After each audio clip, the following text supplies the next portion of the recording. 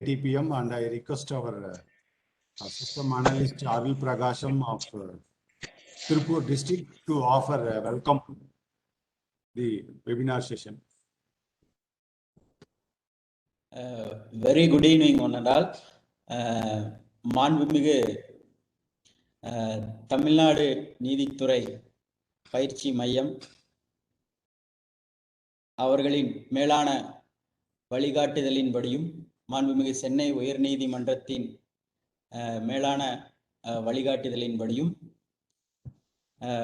மாண்புமிகு முதன்மை மாவட்ட நீதிபதி ஐயா அவர்களின் வழிகாட்டுதலின்படியும் இந்த வெபினார் செஷனானது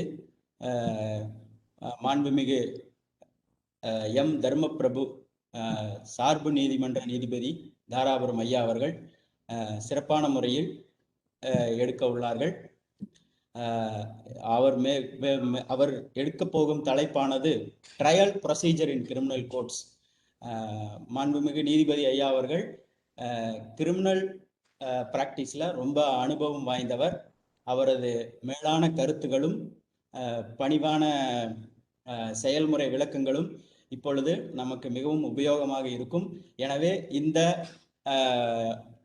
காணொளி கலந்துரையாடலில் கலந்து கொண்டிருக்கும் அனைத்து நீதிமன்ற நீதிபதி ஐயா அவர்களுக்கும் மற்றும் இந்த காணொளி கலந்துரையாடலில் கலந்து கொண்டிருக்கும் அனைத்து வழக்கறிஞர் பெருமக்களுக்கும் மற்றும் ஏனைய நீதிமன்ற ஊழியர்களுக்கும் எங்களது திருப்பூர் நீதித்துறையின் சார்பாக பணிவான வணக்கங்களையும்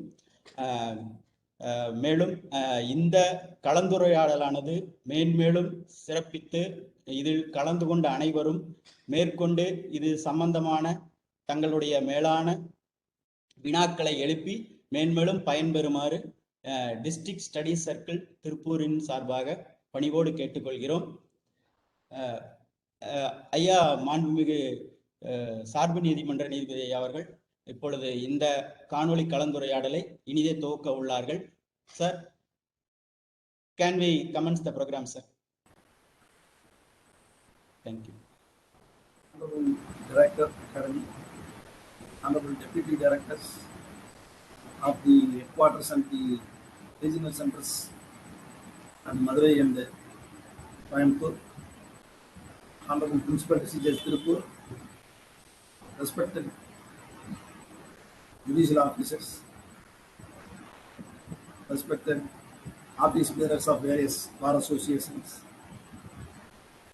and other members of the bar who have joined virtually, a warm evening to all. This week we are celebrating the Vigilance Awareness Week, and it is being deliberated that the corruption is a menace to the society. It threatens the rule of law, democracy, and human rights.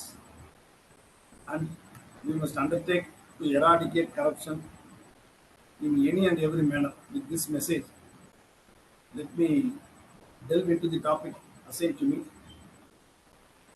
The topic of the day is trial procedure in criminal courts, as directed by our Honorable PDJ Tirupur. And this program, webinar, is being organized with the magnanimous and gracious consent given by sorry the for the academy. Judge Dharmaprabhu Judge, உங்களுடைய voice வந்து ரொம்ப ஃபீபிளா கேக்குது. கொஞ்சம் mic கொஞ்சம் கிட்டக்க வச்சீங்கன்னா கரெக்டா இருக்கும்னு நினைக்கிறேன். Sorry sir.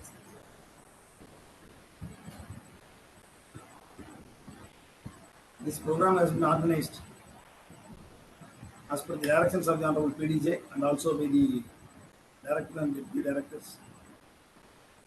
And I will be bilingual throughout the program. And the topic of the day is trial procedure in criminal courts. நம்ம எல்லாருக்கும் தெரியும் CRPC வந்து 1973. இது வந்து it is the Act 2 of 1974.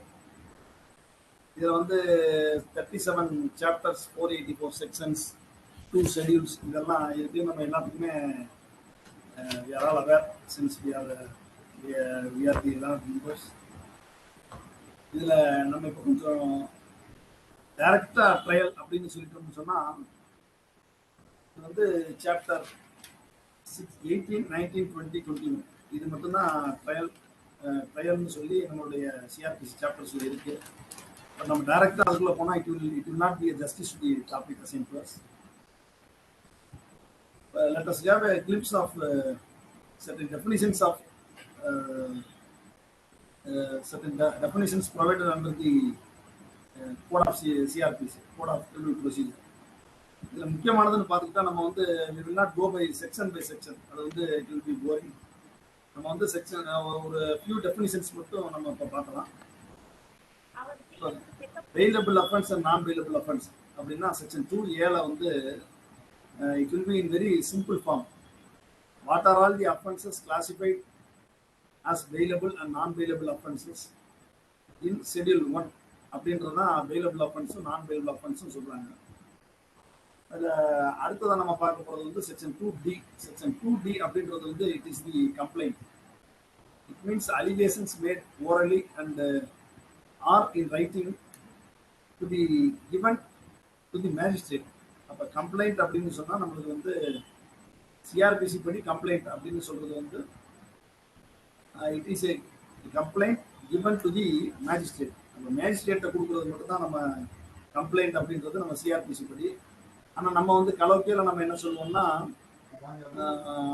கம்ப்ளைண்ட்னா நம்ம புகார் அப்படின்னு சொல்லி நம்ம படிச்சுக்கிடுவோம். அதாவது போலீஸ் ஸ்டேஷன்ல நம்ம கொடுக்குற புகார் அப்படின்றதெல்லாம் நம்ம வந்து எடுத்துக்கிறோம். But strictly speaking, complaint means the complaint given to the magistrate.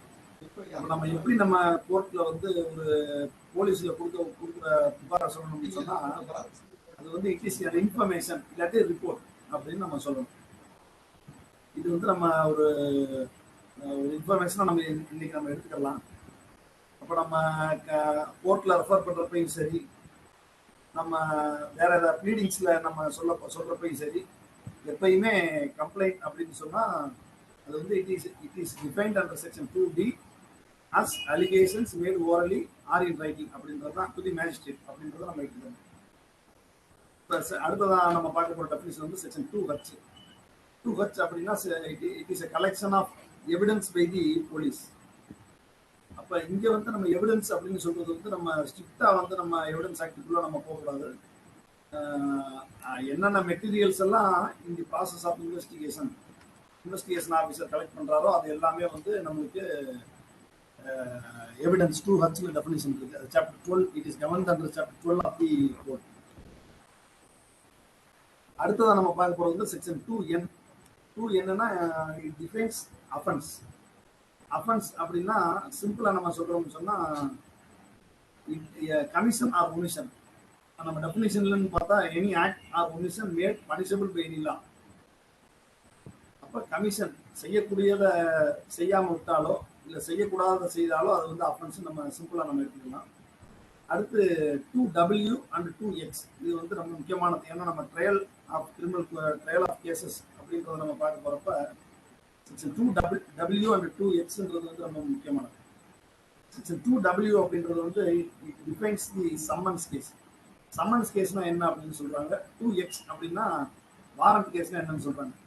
இது ரொம்ப நம்ம சிஆர்பிசியில இருக்கட்டும், எவிடன்ஸ் ஆக்ட்ல இருக்கட்டும், இந்த இன்டர்பிரிட்டேஷன் கிளாஸஸ் அப்படின்னு சொல்றப்ப ரொம்ப ஒரு சிம்பிளா சொல்ற மாதிரி சொல்லுவாங்க. இப்போ வாரண்ட் கேஸ்க்கு என்ன டெஃபினிஷன் சொல்றாங்கன்னா the offences punishable with death, imprisonment, imprisoned for life or imprisoned for a term exceeding 2 years. அப்ப 2 இயர்ஸ்க்கு மேல கொடுக்கக்கூடிய குற்றங்கள் எல்லாமே வாரண்ட் கேசஸ் அப்படின்றது வந்து நம்ம சிஆர்பிசில சொல்றாங்க. சம்மன்ஸ் கேஸுடைய டெஃபினிஷன் ரொம்ப சிம்பிளா சொல்லிட்டாங்க. What are all the offences other than the warrant cases அப்படின்றது வந்து சம்மன்ஸ் கேஸ் அப்படின்னு நம்ம சுருக்கமா சொல்றாங்க. இப்ப நம்ம டாபிக் வந்து ட்ரையல் ஆஃப் கிரிமினல் கேசஸ் அப்படின்னு சொல்றப்ப இந்த ட்ரையல்னா நம்மளுக்கு முதல் நம்ம என்னன்னு தெரியும். இப்ப ட்ரையலை பத்தி நம்ம சுப்ரீம் கோர்ட் ஜட்ஜ்மெண்ட்ல நிறைய சொல்றாங்க. இப்ப ஒரு trial object of the trial அப்படின்னா எப்படி இருக்கணும்னா every trial is a voyage of truth where every trial is a voyage in which the truth is the twist. அப்படின்னா நம்ம ட்ரையல் வாயேஜ் அப்படின்றது வந்து it is a long journey அப்படின்ற மாதிரி தான் நம்மளுக்கு தமிழ் எடுத்துக்கிட்டா. அந்த ட்ரையல் ப்ரொசீஜர் அப்படின்னு எடுத்துக்கிட்டாலே ஒரு கிரிமினல் கேஸ்ல ஆப்ஜெக்ட் ஆஃப் த ட்ரையல் வந்து to find out the truth. It is the duty of the presiding judge to explore all the avenues available to him to find out the truth. அப்படின்றது வந்து judgements நிறைய சொல்றாங்க. Judge shall not be a mute spectator. He shall not act as an umpire or referee. நிறைய சொல்றாங்க. இந்த ஒரு இன்னொரு இதுல வந்து the supreme court has narrowed down the job of a judge to be truth finding is the sole job of the judge அப்படின்னு சொல்லி supreme கோர்ட்ல 1981ல சொல்றாங்க. அப்ப நம்மளுடைய பர்பஸ் ஆஃப் ட்ரையலே வந்து to find out the truth by any method or any mode அப்படின்னு நம்ம எடுத்துக்கலாம். இப்போ நம்ம ட்ரையல் அப்படின்னா செக்ஷன் 4 and 5 ஆஃப் சிஆர்பிசி. இப்போ நம்ம ஏன் இப்போ நம்ம வந்து trial of criminal courts in trial procedures in criminal courts அப்படின்னு எடுத்துக்கிட்டோம்னா, இந்த கிரிமினல் கோர்ட்ல கவர்ன் பண்ற எல்லா ப்ரொசீஜருமே சிஆர்பிசி படி தான் நம்ம கொண்டு போகிறோம். ஏன்னா செக்ஷன் 4 and 5ல வந்து trial of offences under trial of offences and IPC and any other laws shall be governed by the CRPC அப்படின்னு சொல்றாங்க. அதுல இன்னும் செக்ஷன் 5 அதுல என்ன சொல்றாங்கன்னா, if anything contrary is stated in any other special laws அப்படின்னு சொன்னா that act will govern the procedures in criminal courts அப்படின்னு சொல்றாங்க. ஃபார் எக்ஸாம்பிள் NDPS ஆக்ட்ல வந்து நம்மளுக்கு இந்த பெயில் ப்ரொவிஷன்ஸ் கவர்ன் பண்றது, மற்றபடி என்ஐ ஆக்ட்ல ஜூரிஸ்டிக்ஷன். இப்போ நம்ம ரெகுலரா சிஆர்பிசில வந்து ஜூரிஸ்டிக்ஷன் வந்து செக்ஷன் 155 அந்த மாதிரி இதுல வந்து ஜூரிஸ்டிக்ஷன் சொல்றாங்க. எந்தெந்த மாதிரியான ஆஸ்பெக்ட்ஸ்ல வந்து நம்மளுக்கு ஜூரிஸ்டிக்ஷன். பட் என்ஐ ஆக்ட்ல வந்து நம்ம செப்பரேட்டா தனியா ஒரு ஜூரிஸ்டிக்ஷன் இருக்கு, அந்த டிசானர் அதெல்லாம் வச்சு. அதனால அந்த மாதிரியான சர்க்கம்ஸ்டன்சஸ்ல சிஆர்பிசி ஹஸ் நோ அப்ளிகேஷன். இப்போ கண்டெம்ட் ஆஃப் கோர்ட்ஸ் ஆக்ட் இது வந்து criminal in nature. But contempt of கோர்ட்ஸ்ல வந்து it is the exclusive jurisdiction the High Courts அப்படின்றப்ப அதுக்கான ப்ரொசீஜர் வந்து நம்மளுக்கு சிஆர்பிசியில் நம்மளுக்கு கிடையாது. இப்போ ஜேஜே ஆக்டில் அதே மாதிரி இதில் எல்லாத்துலேயுமே நமக்கு வந்து ப்ரொசீஜர் வந்து சிஆர்பிசியில் தான் இருக்குது, ட்ரையல் ப்ரொசீஜரில். இப்போ இந்த கோட் ஆஃப் கிரிமினல் ப்ரொசீஜர் அப்படின்றத வந்து இந்த இயர் 1955ல ஓல்டு சிஆர்பிசி அதை ரிலேட் பண்ணி சொல்கிறாங்க. ஏன்னா நம்மளுடைய சிஆர்பிசி வந்து 1973. ஓல்டு சிஆர்பிசியில் நமக்கு constitution bench of the supreme court, இந்த William Slaney versus state of Madhya Pradesh, இதுல வந்து ஏஆர் 1956 சுப்ரீம் கோர்ட் 116. இதுல constitution bench of the supreme court அதுல என்ன சொல்றாங்கன்னா, the code is a code of procedure like all procedure laws is designed to further ends of justice and not to frustrate them by introduction of endless technicalities. சிஆர்பிசியில் இருக்கிற procedures வந்து it is a code of procedures like all procedural laws is design to advance the ends of justice. நம்ம ரொம்ப டெக்னிக்கலாக போகக்கூடாது அப்படிங்கிற மாதிரி ஒரு கான்செப்டில் சொல்கிறாங்க. Procedural laws procedures are handmade of justice. நம்ம வந்து the ultimate object is to render justice. அதுக்காக வந்து நம்ம ப்ரொசீஜர் வந்து it will just aid to achieve the justice அப்படின்ற மாதிரி தான் நம்ம எடுத்துக்கணும். நம்ம வந்து இதை வந்து ரொம்ப ஹைப்பர் டெக்னிக்கலாக நம்ம அப்ரோச் பண்ணக்கூடாதுன்ற மாதிரி இந்த இயர் 1955ல நம்மளுக்கு சுப்ரீம் கோர்ட்டை சொல்றாங்க. இந்த ஸ்பீடி ட்ரையல் அப்படின்றது வந்து it is the fundamental right அப்படின்றாங்க. இப்போ நம்ம ஏற்கனவே நம்மளுக்கு தெரியும் ஆர்டிகல் 21 ஆஃப் தி கான்ஸ்டியூஷன், அதில் வந்து ரொம்ப சிம்பிளாக சொல்றாங்க. கான்ஸ்டியூஷனில் பார்ட் 3 ஆஃப் தி கான்ஸ்டியூஷன் வந்து it deals with the fundamental rights. இப்போ ஃபண்டமெண்டல் ரைட்ஸில் வந்து ஸ்பீடி ட்ரையலை வந்து எப்படி கொண்டு போகிறாங்கன்னு பாருங்களேன். இப்போ எந்த இடத்துலையுமே கான்ஸ்டியூஷன்ல இந்த ஸ்பீடி ட்ரையலை பற்றிலாம் சொல்லலை. பட் ஆர்டிகல் 21ல வந்து the supreme Court has incorporated the right of speedy trial into the article 21. Article 21 பார்த்தா it is a single line, no person shall be deprived of his life and personal liberty except according to the procedure established by law. இந்த இடத்துல வந்து நம்ம எந்த இடத்துலையுமே வந்து வேற எந்த ரைட்டையுமே பார்க்க முடியாது. But this right has been expanded like a balloon where several rights have been brought into the Article 21. Right of speedy trial, right of privacy, நிறைய ரைட்டை வந்து உள்ள கொண்டு வந்தாங்க. சிம்பிளா அந்த பர்சனல் லிபர்ட்டி அண்ட் லைஃப்ன்றத இந்த இதுக்குள்ள இது எல்லாமே கொண்டு வராங்க. இதில் இந்த இயர் 1979 வந்து supreme court has taken note of the things that was in prevailing. இன்னும் அண்டர் ட்ரையல் பிரிசனர்ஸ் எல்லாமே உள்ள இருக்காங்க. அஃபென்ஸ்ல சொல்லியிருக்க சென்டென்ஸை விட இவங்க அதிக நாள் உள்ள இருக்காங்கன்றதுனால அந்த ஹுசைன் ஆரா கார்ட்டூன்ற கேஸ்ல வந்து தி honourable supreme court for the first time has incorporated and expanded the right of speedy trial into the Article 21. அப்போ இந்த மாதிரியான ஒரு these facts வந்து நம்ம அந்த டாபிக்குள்ள போகிறது கரெக்டாக இருக்கும்னு நினைக்கிறேன்.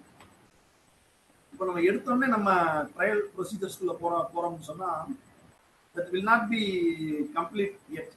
எப்படின்னா காக்னிசன்ஸ், இப்போ ஒரு அஃபென்ஸ் வந்து நம்ம காக்னிசன்ஸ்லேருந்து நம்ம போனால் தான் சரியாக இருக்கும்.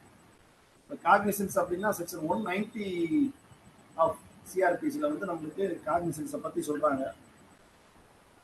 அது வந்து சாப்டர் 14ல் வந்து இட் இஸ் ஃபவுண்ட் பிளேஸ்டு. அது என்ன கேட்டிங்கன்னா condition requisite for initiation of proceedings. Section 190 அப்படின்றதுல வந்து cognizance of offences by magistrate அப்படின்னு இருக்கு. அதில் magistrate alone is empowered to take cognizance அப்படின்ற மாதிரி இருக்கு. அதில் என்னன்னா there are 3 methods for taking cognizance. First வந்து upon a police complaint, second வந்து upon a police report, third வந்து other than upon the police report or upon the personal knowledge of the upon the own knowledge of the magistrate. இந்த 3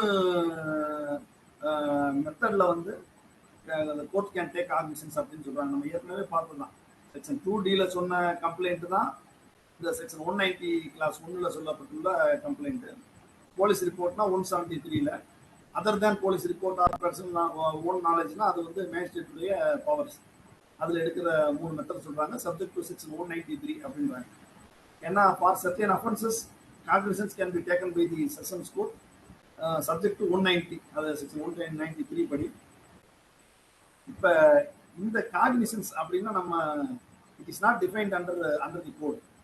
இதே மாதிரி நம்மளுடைய சிபிசியில் எடுத்துக்கிட்டோம்னா section 9 of the சிபிசியில் சொல்கிறாங்க, the court shall have jurisdiction to try all suits of civil nature excepting suits of which its cognizance are bar implied or expresslyன்ற மாதிரி சொல்கிறாங்க. இந்த cognisance வந்து there is no definition in CRPC as well as in CPC. இப்போ இந்த cognisance அப்படின்னா there is no definition for taking cognizance.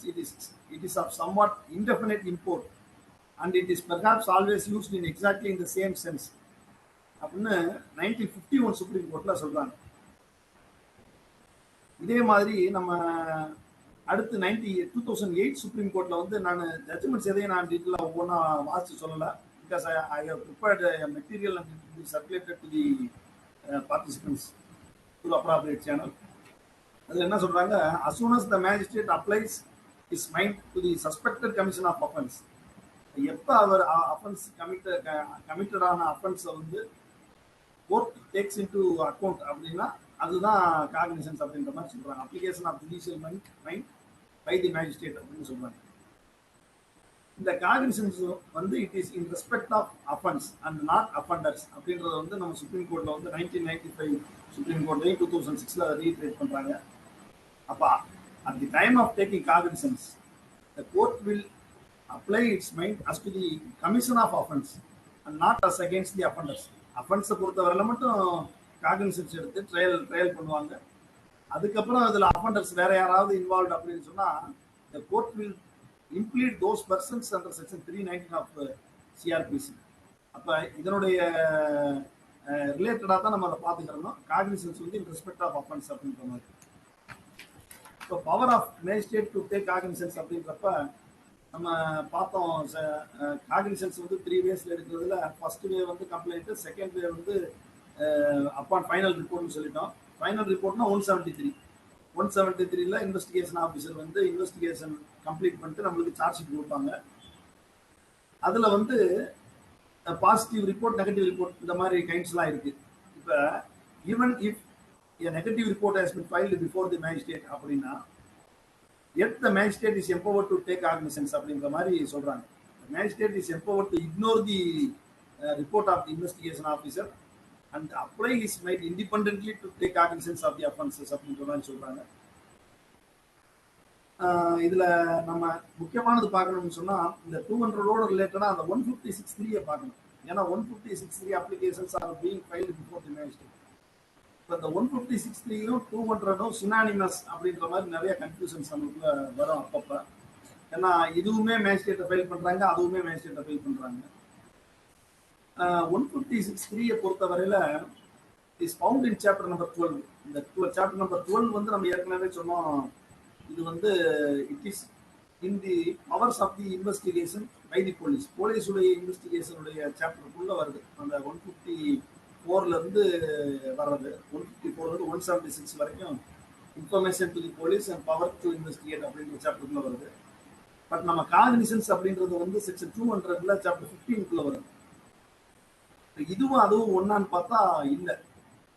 Both the application under section 156(3) and complaint under section 200 are being presented to the magistrate, but they are not synonymous in nature. அது எப்படின்னு சொல்றாங்கன்னா, though it is a judicial order, இப்போ 156(3) பொறுத்தவரையில 156(1) வந்து it is the plenary power to the investigation officer to investigate cognizable offense without even the order of the magistrate. அப்ப magistrate உடைய orders இல்லாம investigation officer வந்து கண்டக்ட் பண்றதுதான் அது வந்து அவருடைய காம்ப்ரிஹென்சிவ் பவர். அப்ப when he has not exercised such powers அப்படின்றப்ப the court may direct the investigation officer to conduct investigation. அதுதான் நம்மளுக்கு அந்த 156(3). நம்ம சிம்பிளா நம்ம 156(3)ல பெட்டிஷன் ஃபைல் பண்ணுவோம், அது வந்து கோர்ட்ல டைரக்ஷன்ஸ் கொடுப்பாங்க. அது வந்து though it is a judicial order passed by the magistrate அப்படின்னாலுமே it is administrative in nature அப்படின்னு சொல்றாங்க. It is just an intimation by the court to direct the investigation to exercise the comprehensive power to the investigation officer under section 156(1) அப்படின்னு சொல்லி judicial pronounce சொல்றாங்க.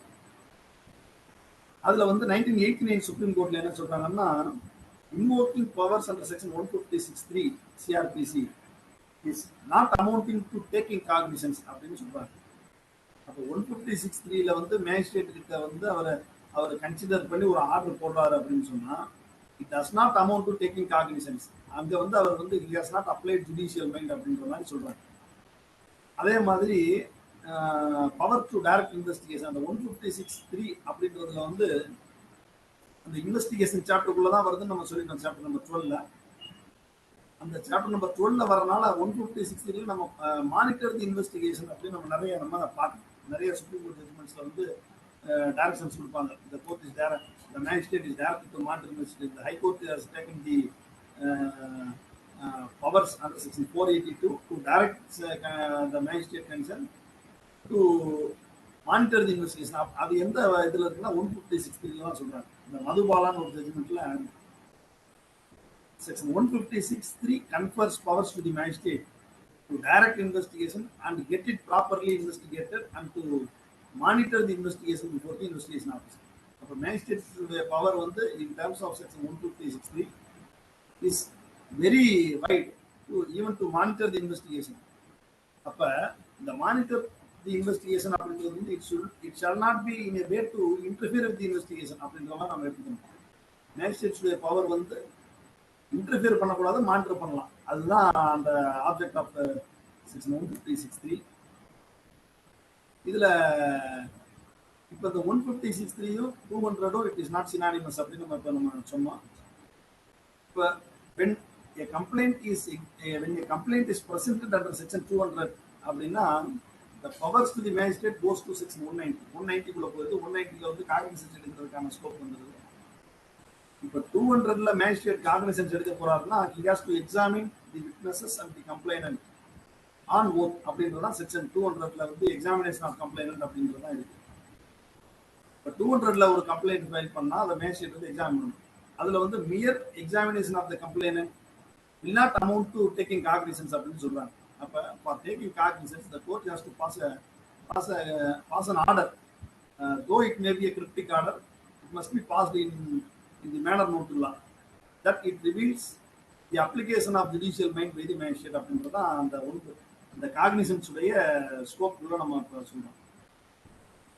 இப்போ இந்த காக்னிசன்ஸ்க்கு அப்புறம் நம்ம இப்போ பார்க்க போகிறது வந்து 201 சிஆர்பிசி.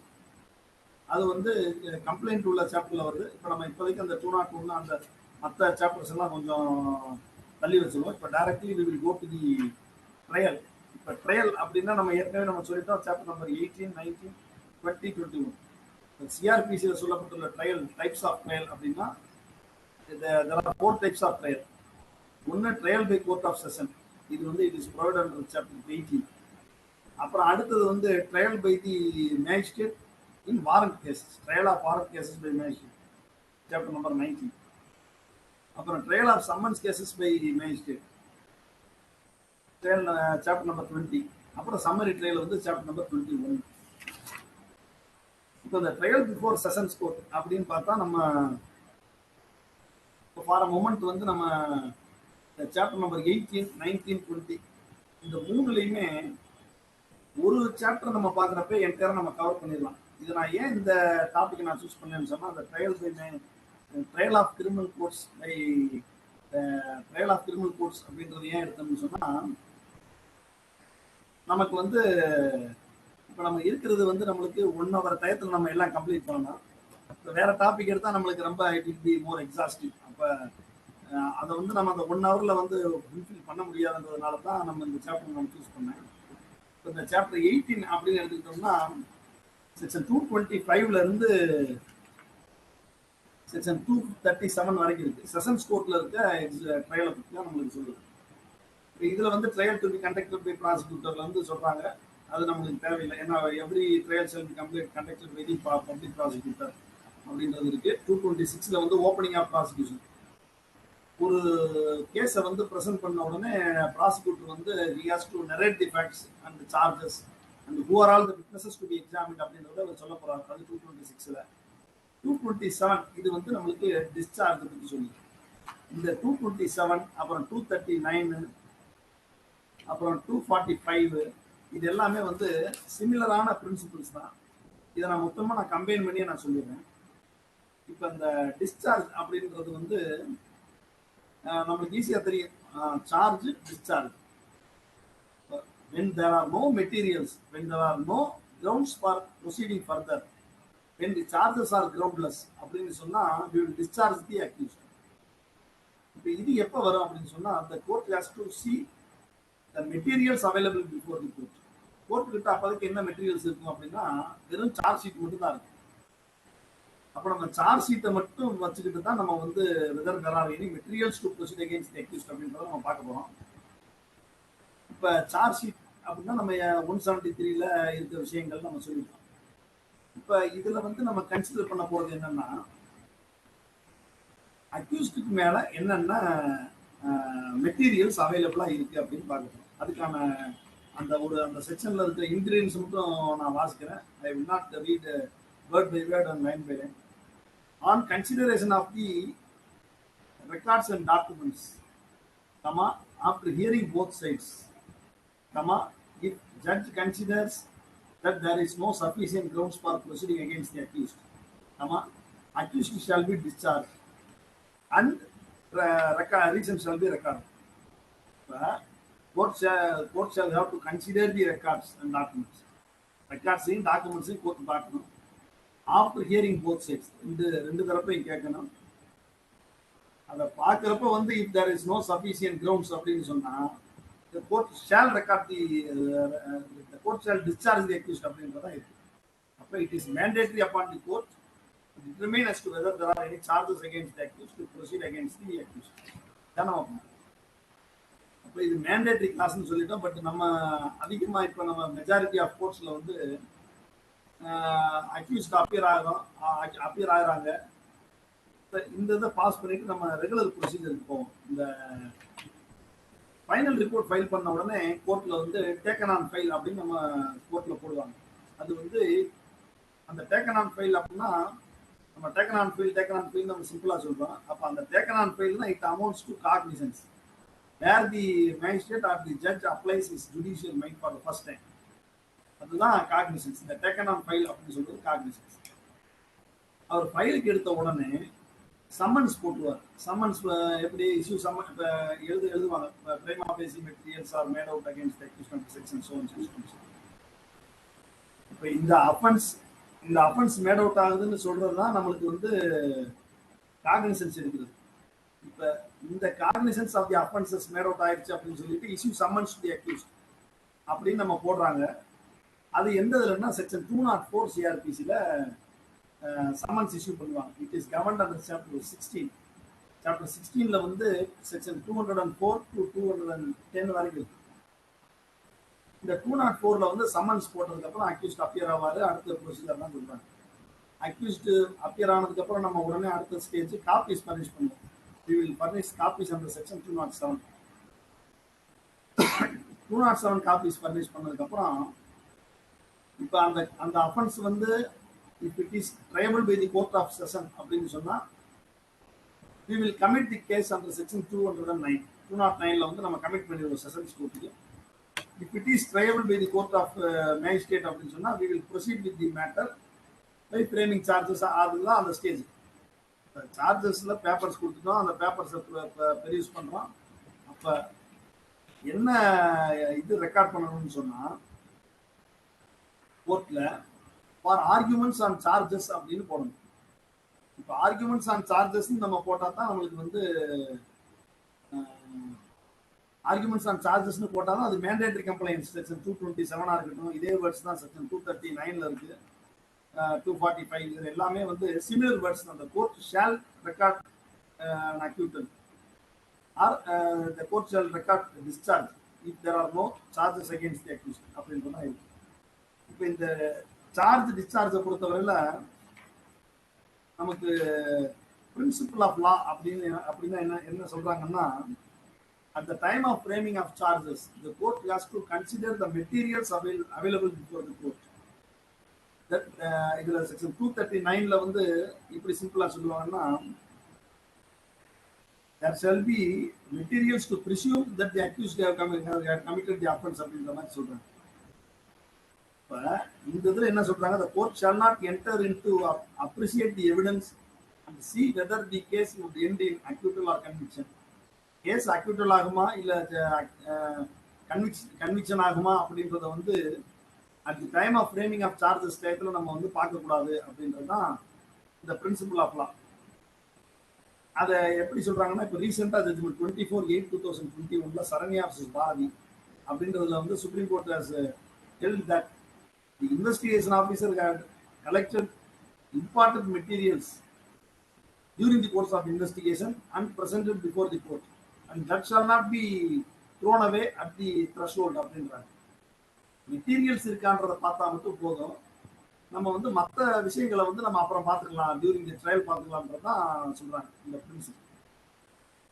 இப்போ அடுத்தது வந்து அந்த ப்ரொசீஜர்லேயே சொல்றாங்க, இந்த 3 இதுலையுமே இப்போ நம்ம 3 ட்ரையல்லையுமே பார்க்கலாம், sessions, warrant, summons. Charge frame பண்ணதுக்கு அப்புறம் the court shall have to read and explain to the accused as to whether he pleads guilty or not. accused கிட்ட வந்து நம்ம வந்து குற்றச்சாட்டுகளை வாசிச்சு காட்டணும். இந்த மாதிரி உங்களுக்கு ஏதாவது நீங்க ஏதாவது சொல்றீங்களா, ஒத்துக்கிறீங்களா இல்லையா அப்படின்றத வாசிச்சு காட்டணுன்றதான் செக்ஷன் 228ல வந்து சொல்றாங்க. செக்ஷன் 228ல அந்த சிமிலர் அந்த வேர்ட் இருக்குது.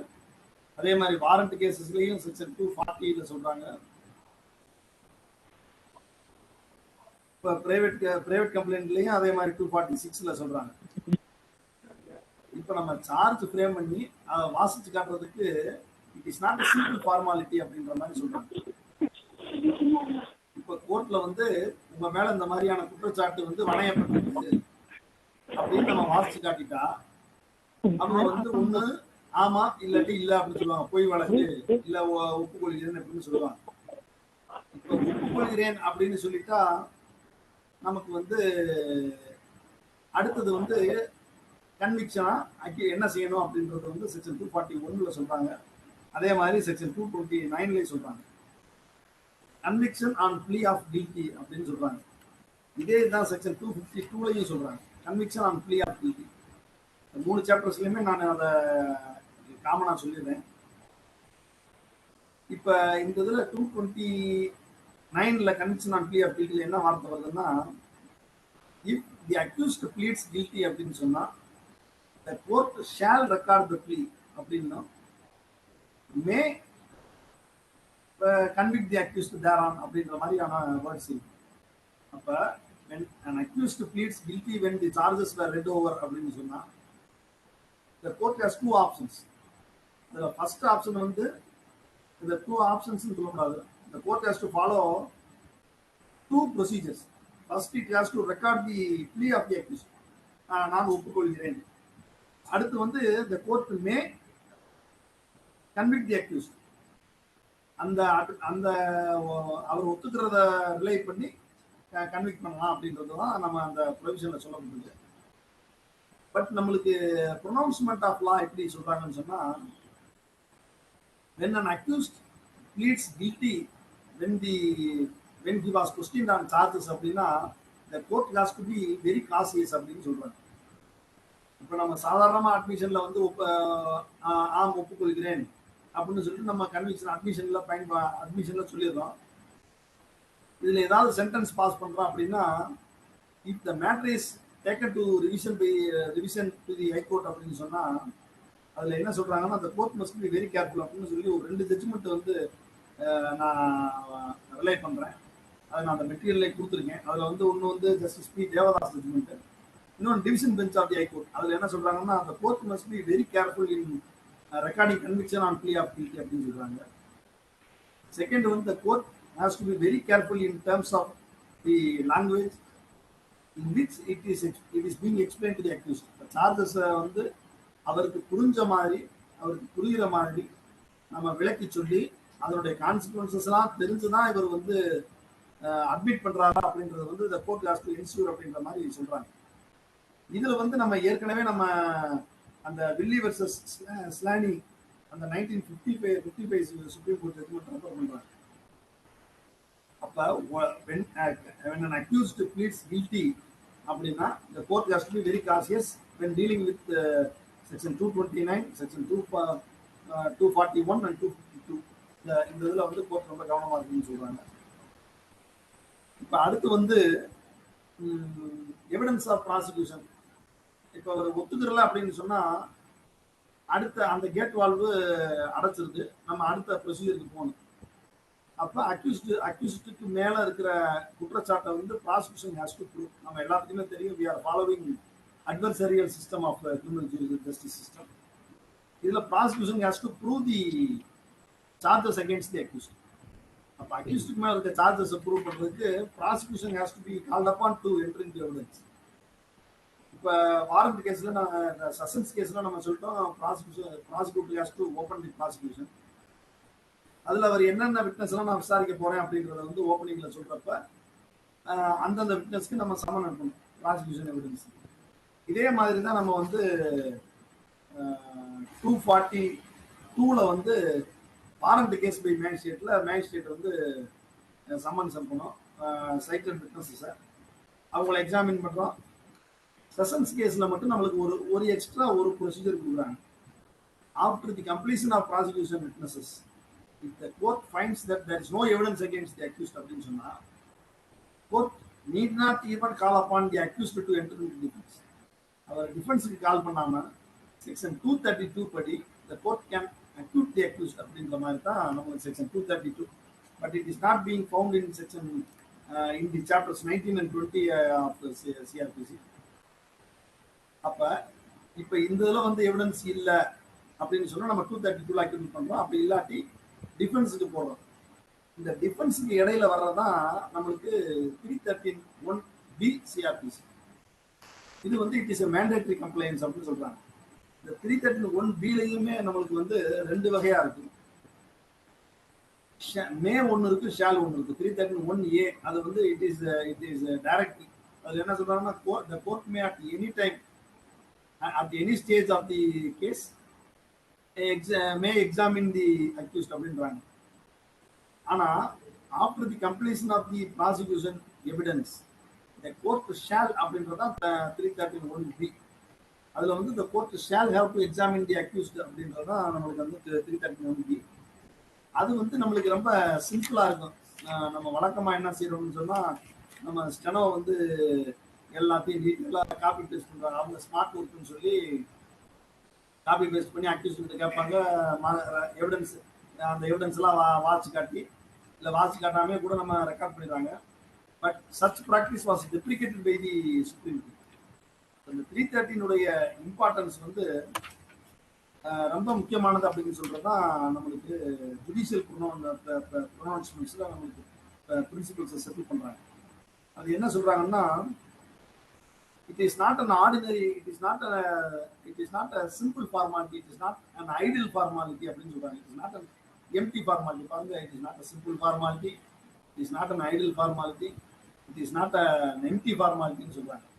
But the court has to formulate the questions for rising before the accused regarding the incriminating circumstances available in the evidence of the prosecution. இப்ப இதுல சொல்றாங்க, இந்த சுப்ரீம் கோர்ட்ல 1962லயே சொல்லியிருக்காங்க, Ram Shankar Singh versus state of West Bengal அந்த ஜட்ஜ்மெண்ட்ல வந்து the questions should be in a simple form, in a manner understandable by the accused அப்படின்னு சொல்றாங்க. 313 இம்ப்ளிகேஷன் எப்படின்னா, அதை அடுத்தடுத்து நிறைய ஜட்ஜ்மெண்ட்ஸ்ல சொல்றாங்க. though it is not a substantive piece of evidence, it can be used along with other evidences அப்படின்னு சொல்றாங்க. ஏன் நம்ம சொன்னோம் இந்த மாதிரி வந்து எவிடன்ஸை வந்து காப்பி பேஸ்ட் பண்ணி நம்ம வந்து அக்யூஸ்ட் கிட்ட கேட்கக்கூடாது, அதை வந்து to be the questions shall be formulated in such a way that it appears incriminating against the accused அப்படின்னு ஏன் சொல்றோம்னு சொன்னா, நம்ம என்டையரா சொல்றோம்னு பார்த்தா அக்யூஸ்ட் எல்லாத்தையுமே சொல்லிருப்பார்.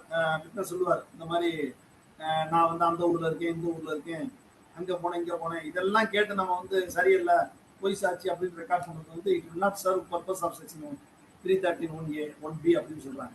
ஏன்னா it is not an idle formality சொல்லிட்டாங்க. ஸோ அந்த கொஸ்டின்ஸை வந்து the court has to formulate. அப்படின்னா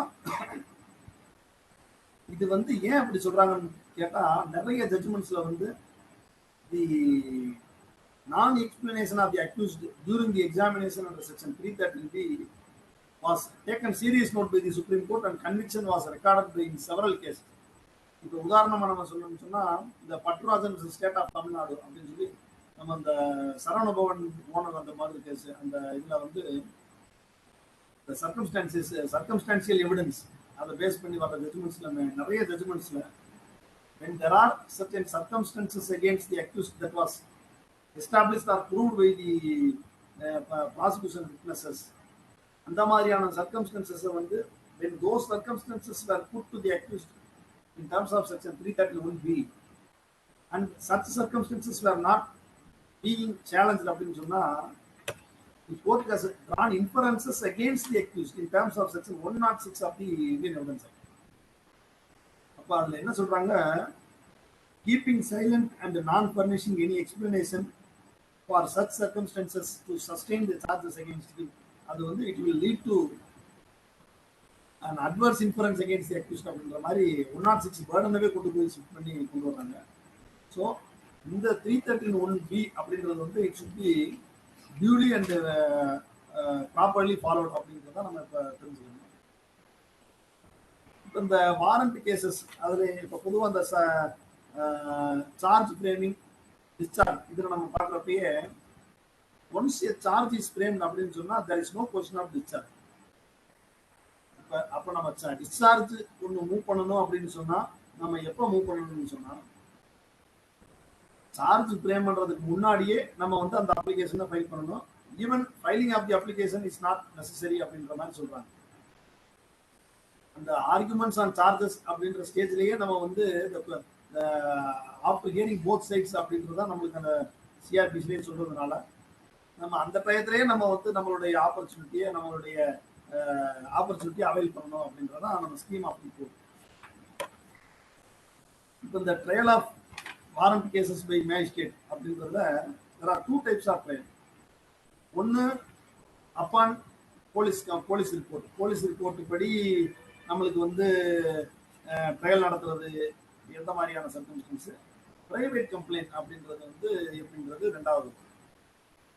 இப்போ மெஜாரிட்டி ஆஃப் தி கோர்ட்ஸில் பார்த்தா இந்த trial of warrant cases by magistrate இது வந்து பிரைவேட் கம்ப்ளைண்ட்டை பொறுத்தவரையில் மோர் தென் 90% ஆஃப் தி கிரிமினல் கோர்ட்ஸில் வந்து நிறைய தவறு இருக்கு. அது எப்படின்னா, இப்போ நம்ம வாரண்ட் கேஸை பொறுத்தவரையில நம்ம சொல்லிட்டோம் எந்தெந்த வாரண்ட் கேஸ் டெஃபினிஷன் 2Xல பார்த்தோம். 2 இயர்ஸ்க்கு மேல இருக்கிறது எல்லாமே வந்து வாரண்ட் கேஸ் அப்படின்னு சொல்லி நம்ம சிம்பிளா நம்ம டெஃபினிஷன்ல பார்த்தோம். அப்ப 2 இயர்ஸ் வாரண்ட் கேஸ்ல பார்த்தா நம்மளுக்கு சார்ஜ் ஃப்ரேம் பண்ணணும். சார்ஜ் ஃப்ரேம் பண்றோம் அந்த சாப்டர் நம்பர் 19ல வந்து நம்மளுக்கு சொல்றாங்க. வாரண்ட் கேஸ்ல சார்ஜ் ஃப்ரேம் பண்ணணும். It shall be red over and explain to the accused இதெல்லாம் நம்ம பார்த்துட்டோம். ஸோ அப்போ சார்ஜ் ஃப்ரேம் பண்ணணும். இப்போ நம்ம ரெகுலரா போலீஸ் ரிப்போர்ட் இருந்துச்சுன்னா நம்ம போலீஸ் ரிப்போர்ட்டை பேஸ் பண்ணி சார்ஜ் ஃப்ரேம் பண்ணிடுவோம். But in the cases upon otherwise than upon the police report, அப்போ பிரைவேட் கம்ப்ளைண்ட் அப்படின்னா நம்ம சார்ஜ் ஃப்ரேம் பண்றதுக்கு மெட்டீரியல்ஸ் தேவை. இதுல நம்ம மேஜிஸ்ட்ரேட் கோர்ட்ல என்ன தப்பு பண்றோம்னு சொன்னா, நம்ம சார்ஜ் கம்ப்ளைண்ட் ஃபைல் பண்ணுவோம், அவங்க காக்னிசன்ஸ் எடுத்து சம்மன்ஸ் போடுவாங்க, அக்யூஸ்டு வந்துருவாரு. அக்யூஸ்டு வந்ததுக்கு அப்புறம் நம்ம வந்து சார்ஜ் ஃப்ரேம் பண்ணணும். பட் நம்ம என்ன செஞ்சிருவோம்னு சொன்னா, சம்மன்ஸ் கேஸ்ல இருக்க ப்ரொசீஜரை ஃபாலோ பண்ணி டைரக்டா நம்ம சிவில் கேஸ் மாதிரி விட்னஸ்களை விசாரிச்சு அதுக்கப்புறம் எப்படி சார்ஜ், சில பிரைவேட் கேஸ்ல சார்ஜே ஃப்ரேம் பண்ணாம இருக்கு. நம்ம லிமிடெட் எக்ஸ்பீரியன்ஸ் நிறைய பார்த்துருக்கோம். அது ஏன், அது எதனால அந்த இதுன்னா, நம்மளுக்கு வந்து இந்த வாரண்ட் கேஸ் ப்ரொசீஜர், இந்த private case procedure section 244 to 248 அந்த ஒரு 5 செக்ஷனை வந்து நம்ம வந்து சரியா நம்ம தெரிஞ்சுக்கிறாம இருக்கிறதுனால தான் நம்மளுக்கு அந்த மாதிரியான பிரச்சனைகள் வருது. அப்போ நம்ம அந்த கோர்ட்ல வந்து நம்ம அந்த ப்ரொசீடிங் ஆஃபீஸருக்கு நம்ம இதை வந்து அதை வந்து நம்ம கவனத்துக்கு கொண்டு போகணும். இப்போ 244 அப்படின்னா எவிடன்ஸ் ஆஃப் தி கம்ப்ளைண்ட் அப்படின்னு சொல்றாங்க. இது எப்படின்னு பாருங்க. நம்ம ஏற்கனவே சொல்றோம் 200ல கம்ப்ளைண்ட் ஃபைல் பண்றோம், 200ல என்கொயரி ஏதோ பண்ணா அந்த ஒரு மெட்டீரியல்ஸ் இருக்கும். அப்புறம் சம்மன்ஸ் போடுறோம், சம்மன்ஸ் போட்டா அக்யூஸ்ட் அப்பியர் ஆகுறாங்க. அதுக்கப்புறம் நம்ம ட்ரையல் ஸ்டேஜ்குள்ள வந்துடும். 208 209 போகலன்னு சொன்னா, கமிட்டல் ஆகலன்னு சொன்னா நம்ம சாப்டர் 19 CRPCக்குள்ள வந்துடுறோம். அதுல வந்து இப்போ நம்மளுக்கு சார்ஜ் ஃப்ரேம் பண்றது நம்மளுக்கு வேலை இருக்கு. அப்ப எப்படி சார்ஜ் ஃப்ரேம் பண்றதுன்னா, court has to call upon the complainant to examine all the witnesses அப்படின்றது தான் அந்த 244ல. இப்ப இந்த ஸ்கோப் ஆஃப் இந்த 200ல நம்ம வந்து எக்ஸாமினேஷன் ஆஃப் கம்ப்ளைண்ட் நம்ம விசாரிக்கிறோம், விட்னஸஸ்ல விசாரிக்கிறோம். இதனுடைய ஸ்கோப் என்னன்னா, இட் இஸ் வெரி லிமிட்டட். இதை வந்து we cannot use it for any other purpose. 202ல வந்து போஸ்ட்போன்மெண்ட் ஆஃப் ப்ராசஸ்ன்னு சொல்லி நம்ம போட்டு விட்னஸஸ்ல விசாரிச்சா, it is for the purpose of taking cognizance தான். Whether there are any materials against the whether there are any materials to show that the acts constitute offense. ஏன்னா cognizance வந்து it is in respect of the offenses சொல்லிட்டோம், not offenders. அப்போ offense எதுவும் made out ஆயிருக்கா அப்படின்றத பார்க்கறதுக்காக தான் நம்மளுக்கு வந்து அந்த அந்த ஸ்கோப் தான். அதோ அந்த ஸ்வான் ஸ்டேட்மெண்ட்ஸ் எல்லாமே for the purpose of taking cognizance தான். அதை அப்படியே மறந்துடணும். சார்ஜ் ஃப்ரேம் பண்ணணும் அப்படின்னு சொன்னா 244 எவிடன்ஸ் கொடுக்கணும். கம்ப்ளைனன்ட் வந்து he has to examine himself and examine other witnesses.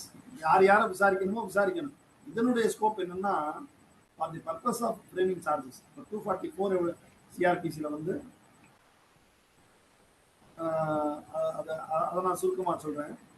அதுல என்னன்னா, after appearance of the accused, after the appearance of the accused in the court, அதாவது 204ல அப்பியர் ஆனதுக்கு அப்புறம் the court shall hear the prosecution and take all such evidences in support of the prosecution. 244 evidence எடுத்து அடுத்து நம்ம அந்த 245 பார்த்தோம். இப்ப எவிடன்ஸ் வந்து it is not sufficient அப்படின்னு சொன்னா the court will record discharge. இந்த மெட்டீரியல்ஸ் இருக்குன்னு சொன்னா அதுதான் அந்த 246ல சொல்றாங்க.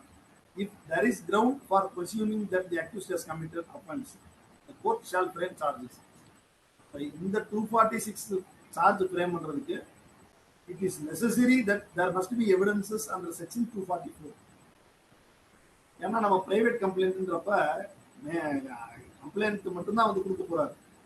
அதுல என்னென்ன மெட்டீரியல்ஸ் இருக்கு, இந்த சார்ஜுக்கு என்ன சப்ஸ்டன்சஸ் இருக்கு அப்படின்றது வந்து ஒன்றும் இருக்காது.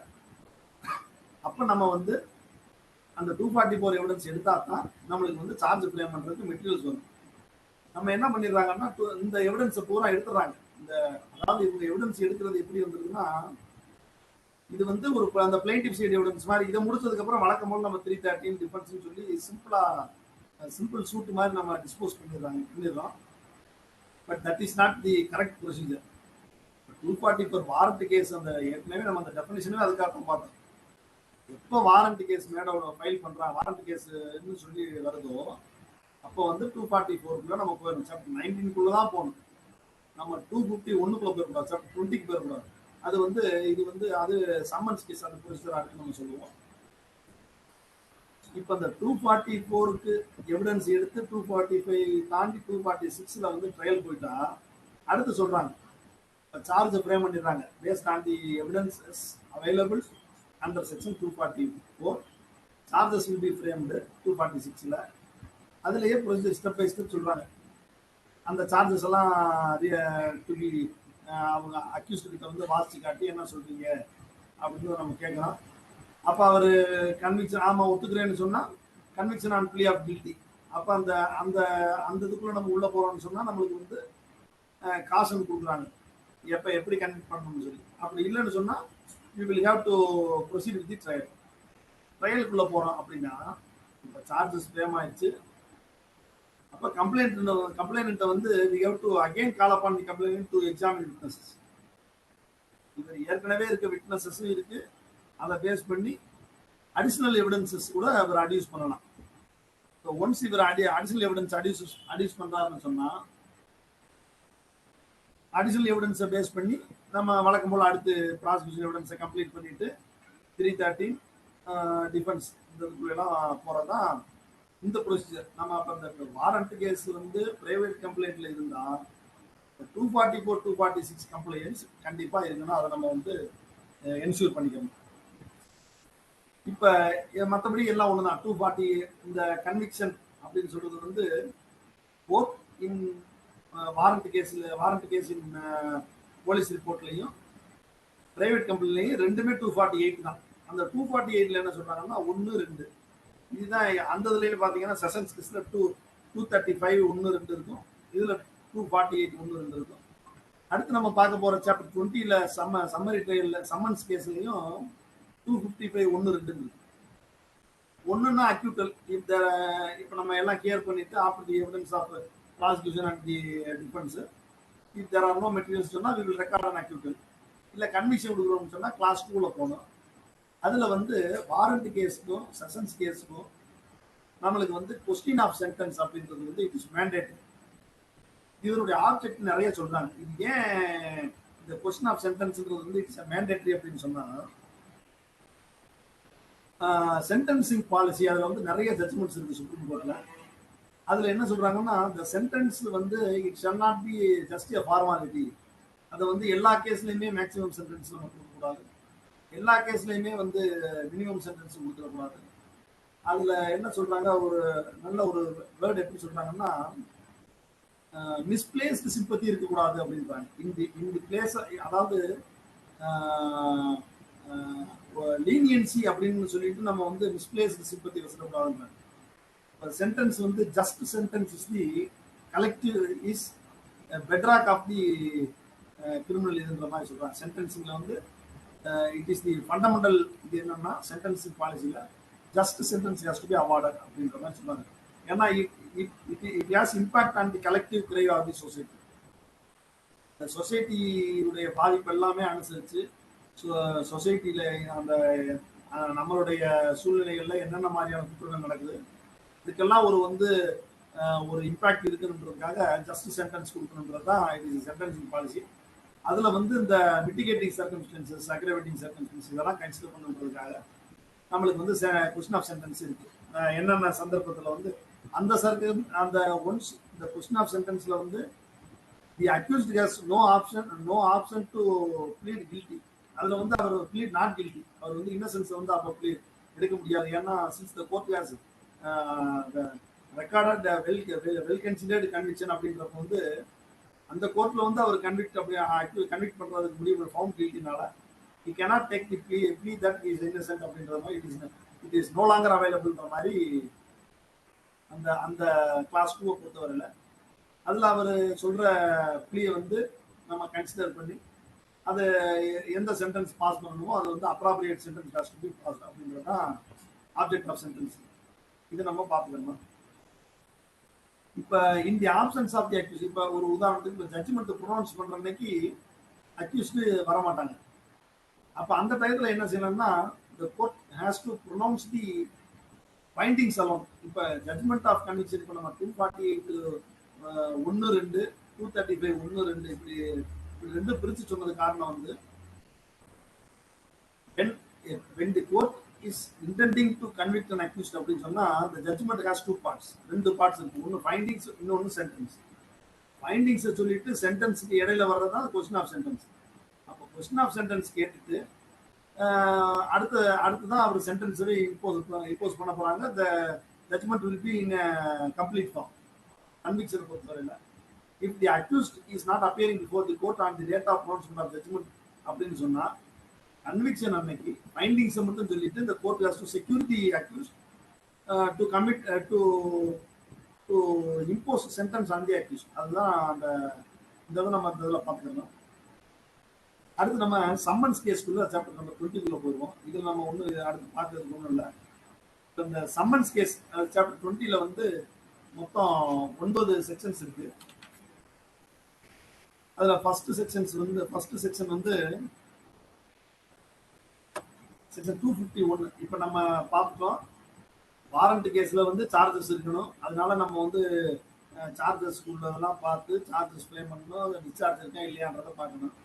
பட் சம்மன்ஸ் கேஸை பொறுத்தவரை இட் இஸ் வெரி சிம்பிள். என்னன்னா the court has to put the substance of accusation to the accused.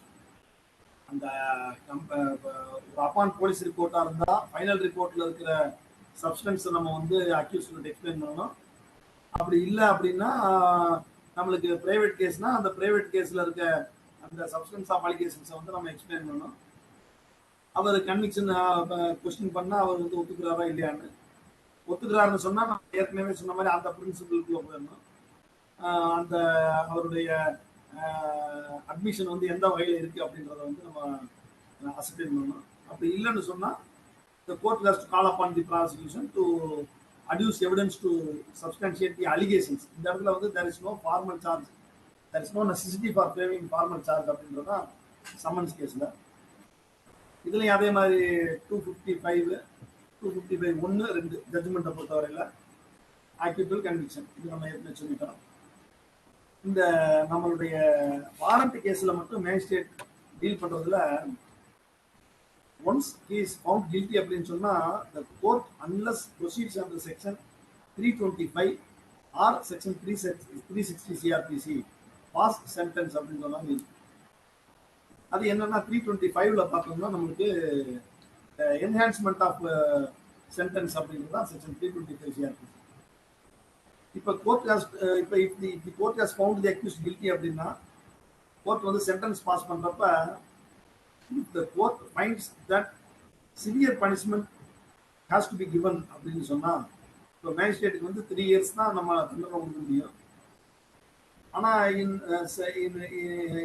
நிறைய அஃபென்சஸ்ல பார்த்தா 3 yearsக்கு மேலே வந்து நம்மளுக்கு அந்த ஷெடியூலில் இருக்கும். மேஜிஸ்ட்ரேட் வந்து 3 yearsக்கு மேலே கொடுக்குற மாதிரி லைஃபே கொடுக்கலாம். 326 இந்த மாதிரியான அஃபென்சஸ்லாம் இருக்கு.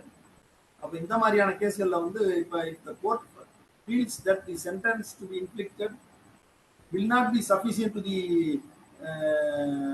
gravity of the offense அப்படின்னு சொன்னா the court has to follow the procedure under section 325. இந்த 325 CRPCல வந்து மேஜிஸ்ட்ரேட் வந்து சிஜிஎம்க்கு அனுப்பணும் அந்த என்ஹான்ஸ்மெண்ட். அப்படி இல்லை இப்போ சப்போஸ் இவர் வந்து 360க்குள்ள பார்க்குறாரு, 360க்குள்ள வந்து இப்போ ப்ரொபேஷன் ஆஃப் அஃபெண்டர்ஸ் ஆக்டை வந்து இன்வோக் பண்ண போறாரு அப்படின்னு சொன்னால் நம்ம ப்ரொபேஷன் ஆஃப் அஃபெண்டர்ஸ் ஆக்டில் இந்த செக்ஷன் 3-4 இந்த 5க்குள்ளே போயிடலாம். காஸ்ட் இம்போஸ் பண்ணுறது அது இதுன்னு போயிடலாம். இல்லை இவர் சென்டென்ஸ் தான் இம்போஸ் பண்ண போறாருன்னா தான் செக்ஷன் 255 1லையோ 248 255 2லையோ 248 1லையோ சென்டென்ஸ் இம்போஸ் பண்ண போறாரு. இது வந்து நம்ம முக்கியமாக பார்த்துக்கணும். இதுக்கப்புறம் ஜென்ரல் ப்ரொவிஷன்ஸ் இப்போ சம்மரி ட்ரையல் சாப்டர் நம்பர் 21.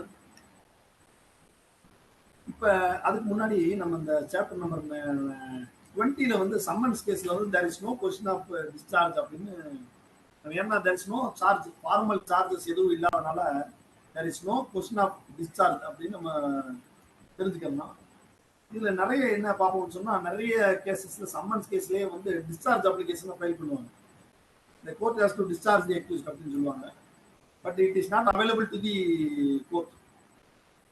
அது ஏன்னா இந்த ஒன்ஸ் நிறைய ஜட்ஜ்மெண்ட்ஸ் இருக்கு. அதுல என்ன சொல்றாங்கன்னா, once the matter has entered into chapter number 20 for trial அப்படின்னு சொன்னா, it has to reach the ultimate end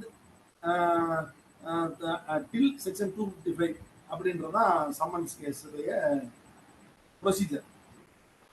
இதுல சில கேஸ் இடையில என்ன வந்ததுன்னு சொன்னா, டெக்னிக்கலா எப்படி வந்ததுன்னு சொன்னா, கம்ப்ளைண்ட் ஃபைல் ஆகுது, இல்ல ஃபைனல் ரிப்போர்ட் இருக்கு, இட் இஸ் சம்மன்ஸ் கேஸ். அப்போ வந்து என்ன பண்றாங்கன்னா, applications are being filed to recall the process. அப்போ ப்ராசஸை ரீகால் பண்றதுக்கு அப்ளிகேஷன் ஃபைல் பண்ணி, அது இந்த 138 பொறுத்தவரையில் 2-3 கேசஸ்லாம் ரிப்போர்ட் ஆயிருக்கு. But that was not that was held to be not proper அப்படின்ற மாதிரி சப்சிக்வெண்ட் ஜட்ஜ்மெண்ட்ஸ்லாம் வந்துருச்சு. Once the matter has entered into chapter 20 அப்படின்னு சொன்னா, there is no question of discharge since the question of discharge is not available in the chapter 20. இதை நம்ம தெரிஞ்சுக்கலாம். அதுக்கப்புறம் இந்த சம்மரி ட்ரையல், அதுக்கு வந்து ப்ரொசீஜர் வந்து செக்ஷன் 262ல வந்து சம்மன்ஸ் கேஸுக்கு என்ன ப்ரொசீஜர் இருக்கோ அதை தான் நம்ம ஃபாலோ பண்ணணும்னு சொல்றாங்க. இதுல வந்து ஜட்ஜ்மெண்ட் இன் சம்மரி கேஸ்னு சொல்றாங்க. Substance of evidence and judgment containing brief statement அது மட்டும் இருந்தா போதும் அப்படின்ற மாதிரி நம்மளுக்கு இருக்கு. நம்ம கோர்ட்ல பார்த்தோம்னா, மேஜிஸ்ட்ரேட் கோர்ட்ல நம்ம அட்மிஷன் கொடுப்போம். ஜட்ஜ் வந்து ஒரு நோட்டு மாதிரி வச்சு எழுதுவாங்க இந்த மாதிரி. அதுதான் எஸ்டிசி ரெஜிஸ்டர். அப்போ அந்த ப்ரொசீஜரா அதில் ஃபாலோ பண்றாங்க. இப்போ சிம்பிளா சப்ஸ்டன்ஸ் ஆஃப் எவிடன்ஸ் ரெக்கார்ட் பண்ணாலும் கொஸ்டின் கேட்குறாங்க, அப்படியே ரெக்கார்ட் பண்ணி அப்படியே ஜட்ஜ்மெண்ட். அந்த ரெஜிஸ்டர் தான் நம்மளுக்கு வந்து சம்மரி ட்ரையல், சம்மரி எஸ்டிசின்னு சொல்றோம், சம்மரி ட்ரையல் கேஸ்ன்னு சொல்றோம். அதுக்கான ப்ரொசீஜர் வந்து நம்மளுக்கு வந்து சம்மன்ஸ் கேஸ் ப்ரொசீஜர் தான் ஃபாலோ பண்ண சொல்றாங்க ப்ரிஃபரபிளி. இதுல எந்தெந்த மாதிரியான கேஸ்ல வந்து சம்மரி ட்ரையல் ஃபாலோ பண்ணணும்னு சொல்லி செக்ஷன் 260ல சொல்றாங்க. 2 years பனிஷ்மெண்ட்டுக்கு உள்ள இருக்கிறதெல்லாம் சம்மன்ஸ் கேஸ் சம்மரி ட்ரையல்ல ப்ரொசீட் பண்ண சொல்றாங்க. Stolen property, receiver of stolen property, அதில் வந்து வேல்யூ வந்து 2000 இருந்தா நம்ம வந்து சம்மரி ட்ரையல்ல ப்ரொசீட் பண்ண சொல்றாங்க. தெஃப்ட் கேஸுடைய வேல்யூ 2000 அதில் ப்ரொசீட் பண்ண சொல்றாங்க. இந்த மாதிரியான சர்க்கம்ஸ்டன்ஸ் நம்ம வந்து இந்த சம்மரி ட்ரையல் ப்ரொசீஜர் எப்படின்றத நம்ம பார்த்துக்கணும்.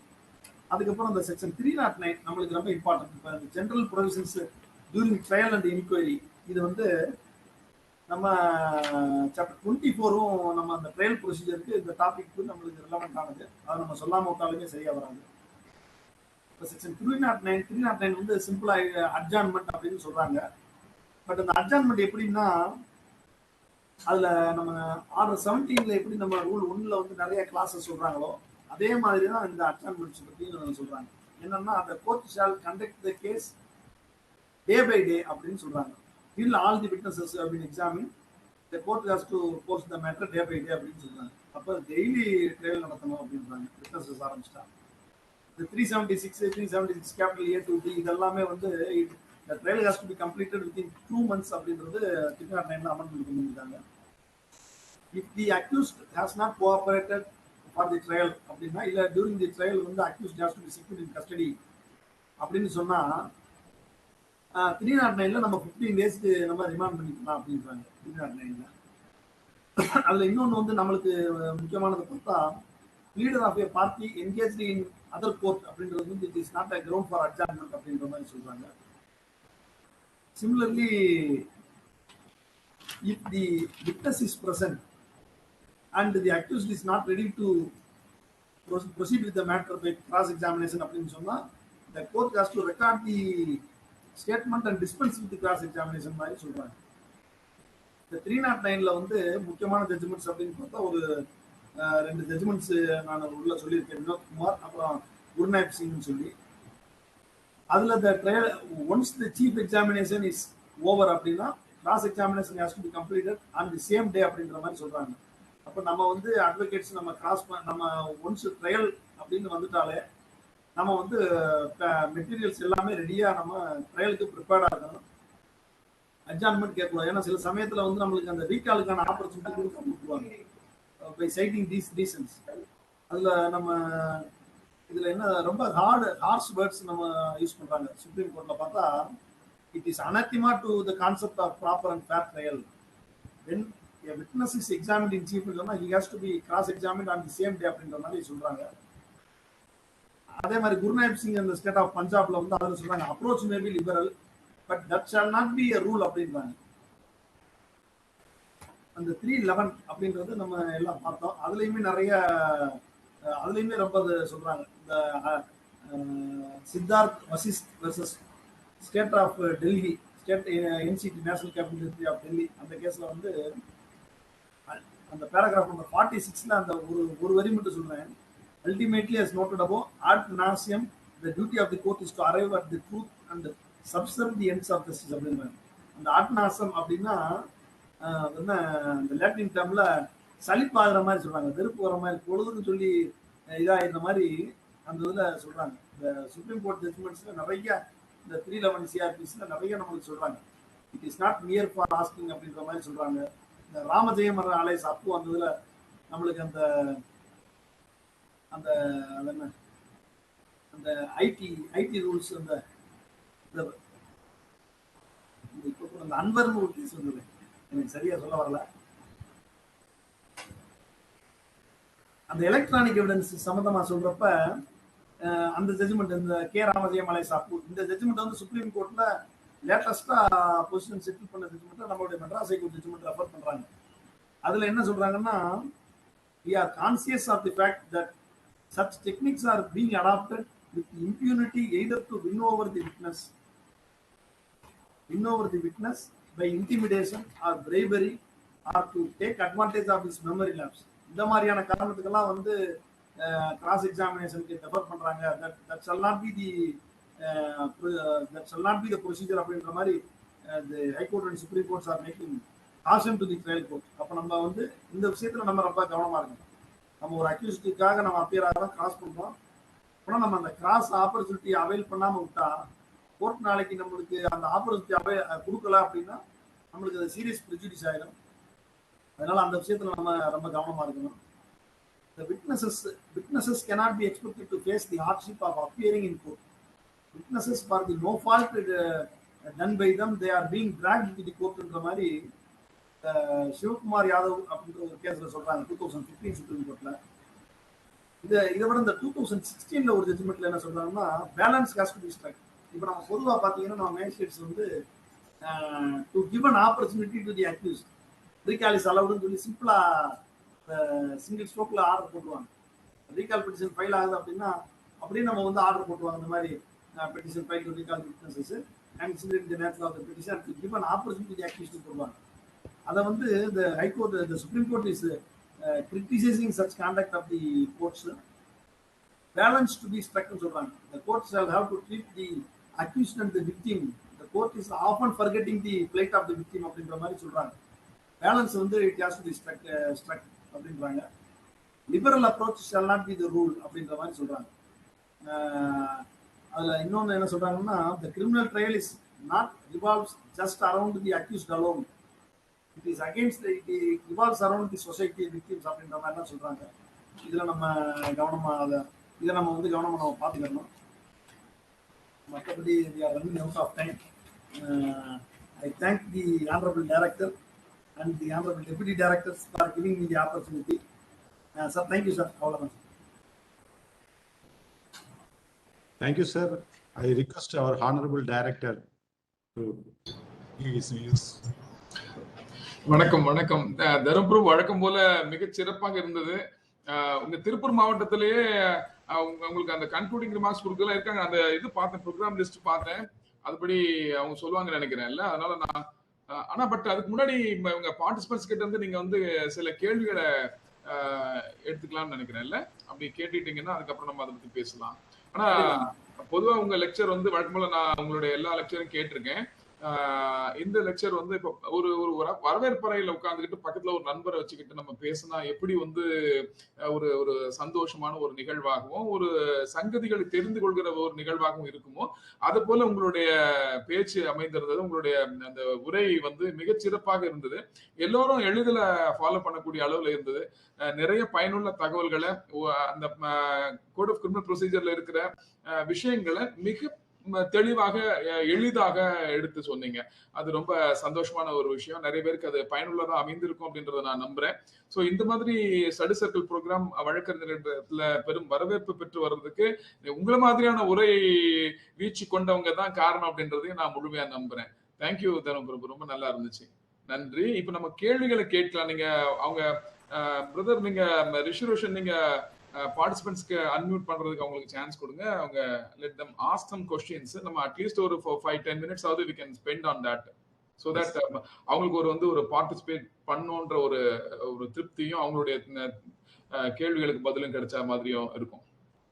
Thank you. கேளுங்க. Thank you, Judge. And I request the participants to ask you any questions. There is any queries you are having regarding the trial procedures in criminal courts. We request that unless and until if you ask questions, then we doubt that whether you have attended clearly in this program. So I request all to participate and give us, ask some questions. Sir, I am Manikandan from Tirupur, sir. May I ask my question, sir? Please, sir. Please, கேளுங்க. Sir, எனக்கு ரெண்டு question தான் sir. Sir, இப்போ நம்ம கோர்ட்ல fine amount போடுறாங்களா sir? அந்த fine அமௌண்ட்டை இன்ஸ்டால்மெண்ட்ல, அதாவது ஒரே முட்டை என்னால் கட்ட முடியல அப்படின்னு சொல்லிட்டு ஃபைன் மட்டும் போடக்கூடிய அஃபென்ஸ்ல ஒரே முட்டை ஃபைன் நம்ம கட்ட முடியல, 2 month கேப் இல்லை இன்ஸ்டால்மெண்ட்ல அந்த அமௌண்ட் பே பண்ண முடியுமா சார்? அதுக்கு வகை இருக்கா சார் ஃபைன் அமௌண்ட் அஃபென்ஸ்ல? இப்போ நம்ம ட்ரிங்க் அண்ட் டிரைவே இருக்குதுன்னு சொன்னா 10,000 rupees மேஜிஸ்ட்ரேட் போடுறாரு அப்படின்னு சொன்னா அந்த அமௌண்ட் ஒரு 5,000 வீதம் 2 monthல கட்டலாம் அப்படிங்கிற மாதிரி ஆப்ஷன் இருக்கா சார்? சொல்லுங்க தர்மபிரபு, சொல்லுங்க. அதாவது தம்பி சொல்றீங்களா? ஃபைன் அமௌண்ட் இன்ஸ்டால்மெண்ட்ல கட்டுறதுக்கு ஆப்ஷன் இருக்கு. யார் இது? Yes madam. கார்த்திகா, சிஜேஎம் நாகப்பட்டினம்ங்கயா. சொல்லுங்க. 424 சிஆர்பிசில பாத்தீங்கன்னா ஃபைன் அமௌண்ட் நீங்க இன்ஸ்டால்மெண்ட்ஸ்ல கட்டுறதுக்கு ரீசனபிள் ரீசன் இருந்துச்சு அப்படின்னா ஜட்ஜ் டிஸ்கிரிப்ஷனரியில கொடுக்கலாம். நீங்க 424 சிஆர்பிசி பாருங்க, நான் கரெக்ட்னு நினைக்கிறேன். தம்பி Dharmaprabhu, madam one second repeat section madam. இல்ல 424 சிஆர்பிசி மா. இன்னொரு ஐடியா சொல்லட்டுமா? Fine madam. அதாவது ஃபைன் மட்டுமே விதிக்கக்கூடிய அஃபென்ஸ்னு முடிவு பண்ணிட்டீங்க இல்லையா? இல்லையா? Yes sir. அதாவது அவரும் கட்டுறதுன்னு முடிவு பண்ணிட்டாரு இல்லையா? அப்படின்னும் போது நான் என்ன சொல்றேன், இந்த இன்னபிலிட்டியை எடுத்து சொல்லி ஏன் குறைஞ்ச ஃபைனை போடக்கூடாது? அது சம்டைம்ஸ்ங்கயா ஃபைன் மேக்ஸிமம் மேண்டேட்டரி அந்த அமௌண்ட் ஃபைன் கட்ட வேண்டியது இருக்கும் இல்லையா? ஃபார் எக்ஸாம்பிள் இந்த விமன் ஹராஸ்மெண்ட் ஆக்ட்ல பாத்தீங்கன்னா 10,000 rupees மேண்டேட்டரி, பட் அதுக்கு ஒரு பனிஷ்மெண்ட் கூட இருக்குல்ல, இம்ப்ரிசன்மென்ட் இல்ல மேண்டேட்டரியா? சோ நான் சொல்றது ஃபைன் மட்டுமே. அவர் அதான் சொன்னாரு, ஃபைன் மட்டும். அதாங்க சார், ஃபைன் மட்டும் தான். பனிஷ்மெண்ட் இருக்கும்போது பனிஷ்மெண்ட் அலாங் வித் ஃபைன் வந்துரும். அதுலயும் ஓகேங்க, அம்மா சொன்ன மாதிரி ஓகேங்க. எனக்கு அதுலயே ஒரு கொஸ்டின், அதே ஃபைன் அமௌண்ட்ல தாங்க. இப்போ நம்ம இம்ப்ரெஸ்மெண்ட் எனக்கு ஒரு 6 monthுமே ஃபைன் ஒரு 10,000 rupees போடுறீங்கன்னா, நான் 10,000 rupees, நான் 6 மாசம் நான் உள்ள இருந்துட்டேன், 10,000 rupees நான் கட்டலைன்னா 2 month எக்ஸ்ட்ராங்கிறீங்க. சரி, நான் 2 month எக்ஸ்ட்ரா நான் உள்ள இருந்துட்டேன்னா மறுபடியும் அந்த 10,000 rupees நீங்க எங்கிட்ட கிளைம் பண்ண முடியுங்களா? கவர்மெண்ட் கலெக்டர் மூலமா ஆக்ஷன் கண்டிப்பா பண்ணணும். என்னன்னா ஃபைன் அமௌண்ட் நீங்க டிஃபால்ட்ல 2 months இருந்துட்டீங்கிறதுக்காக ஃபைனை கட்ட வேண்டாம் அர்த்தம் இல்ல. அந்த ஃபைன் அமௌண்ட் கலெக்டர் அதுக்கப்புறம் உங்களோட ரெவென்யூ இதுல இருந்து கலெக்ட் பண்ணிக்கணும். டிஃபால்ட் சென்டென்ஸ்ங்கிறது நீங்க பே பண்ணாம விட்டதுக்கான தண்டனை தானே தவிர உங்க ஃபைனை வேண்டாம்னு சொல்றதுக்காக இல்ல. நீங்க அதை பே பண்ணாம விட்ட தண்டனை 2 months. ஆனா நீங்க கட்ட வேண்டிய அபராதம் ஃபைன் அரியர்ல அப்படியே நின்றுகிட்டே இருக்கும். அதை கலெக்டர் அதுக்கப்புறம் உங்களோட ரெவென்யூல இருந்தோ அல்லது அதர் சோர்ஸ்ல இருந்தோ கலெக்ட் பண்ணுவாங்க. நீங்க எப்படி இருந்தாலும் ஃபைன் அமௌண்ட் கட்டி தான் ஆகணும். அது கட்ட முடியாதுன்னு சொல்ல முடியாது. Thank you, madam. Thank you. Thank you, Rona. Thank you, ma'am. I add one point that in 424, it is the time limit is given within 30 days from the date of the order. அதுக்கு மேல time கொடுக்க முடியுமான்னு தெரியல. 30 days தான் time maximum tight இன்ஸ்டால்மெண்ட்ல கட்டலாம்னு இருக்கு. அது 30 days டைமுக்குள்ள instalment இருக்கு. not more than 30 days. அதனால 30 நாளுக்குள்ள நீங்க ஒரு இன்ஸ்டால்மெண்ட் எவ்வளவு இன்ஸ்டால்மெண்ட் வாங்கினாலும் 30 daysக்குள்ள கட்டி ஆகணும் தான் 424 ஏல சொல்லுது. தேங்க்யூ.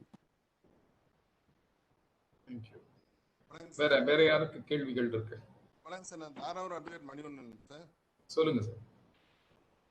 ஒன்றும் இல்லைங்க, இப்போ லெக்சர் கொடுக்கும்போது இந்த சைட்டேஷன்ஸ் நிறைய கோட் பண்ணி சொல்றாங்க ஐயா. அதை சர்க்குலேட் பண்ணுவார் சார். அதை வந்து அகாடமில இருந்து சர்க்குலேட் பண்ணுவாங்க. அவங்க மெட்டீரியல் கொடுத்துருக்காரு, அதை சர்க்குலேட் பண்ணுவாங்க. கண்டிப்பா நீங்க உங்களுக்கு வந்து சேரும் சார். ஈவினிங்கே அனுப்பிடுறீங்க. என்ன சொல்றீங்க? டிஸ்ப்ளே பண்ணா யூஸ்ஃபுல்லா இருக்குன்றீங்களா? அடுத்த தடவை நாங்க வந்து இருக்காரு, அவங்க திருப்பூர் சிஸ்டம் அனலிஸ்ட் இருக்காரு, அவர்கிட்ட முதல்ல அதை கொடுத்துட்டீங்கன்னாக்கா அவர் பிபிடியா ஷேர் பண்ணிடுவாரு. இப்ப இந்த தடவை வந்து உங்களுக்கு வந்து பிடிஎஃப் ஷேர் பண்ணிடுவாங்க.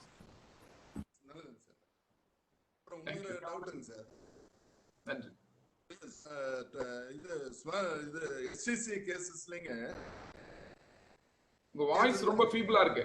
உங்க வாய்ஸ் சொல்லுங்க சார். எஸ்சிசி கேசஸ்லங்க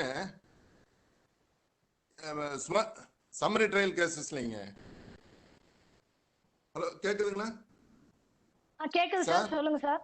சொல்லுங்க சார். கேக்குது. சம்மரி ட்ரையல் கேசஸ்லங்க 2008 கேஸுங்க. அதுல வந்து some of witnesses exam around வந்து 2019ல வந்து ஒரு வரைக்கும் சில விட்னஸஸ் விசாரிக்கிறாங்க சார். சார் நிலுவையில இருக்கிற வழக்குகளை பத்தி கேட்காதீங்க. ஒண்ணு. இன்னொன்னு வந்து ஜெனரலான क्वेश्चनக்கு மட்டும் கேளுங்க. நீங்க எந்த வழக்கையோ இல்ல இதையோ சொல்லாதீங்க.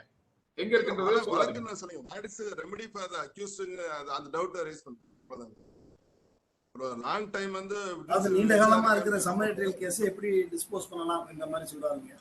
இல்ல பாதி விட்னஸ் வந்து விசாரணை கார்த்தியா மேடம் வெயிட் பண்ணுங்க. Let Dharmaprabhu answer the questions. Yes சரிங்க. வணக்கம். நம்ம 258 சிஆர்பிசில சார் இதுக்கான ரெமெடி இருக்கு. இந்த கோர்ட்டை வந்து நம்ம சாட்டிஸ்ஃபை பண்ணணும்னு சொன்னா அந்த எஸ்டிசி கேசஸை பொறுத்தவரையில if principal witnesses are examined அப்படின்னா the court may record acquittal. Suppose எந்த விட்னஸுமே விசாரிக்கலன்னு சொன்னா the court may release the accused and such release is amounting to acquittalன்ற மாதிரி செக்ஷன் 258ல இருக்கு. பட் அந்த கோர்ட்ல அந்த மேஜிஸ்ட்ரேட் வந்து சாட்டிஸ்ஃபை ஆகணும் சார். சார் ப்ரொவிஷன் என்னங்க sir? Kindly section 258 sir. Section 258.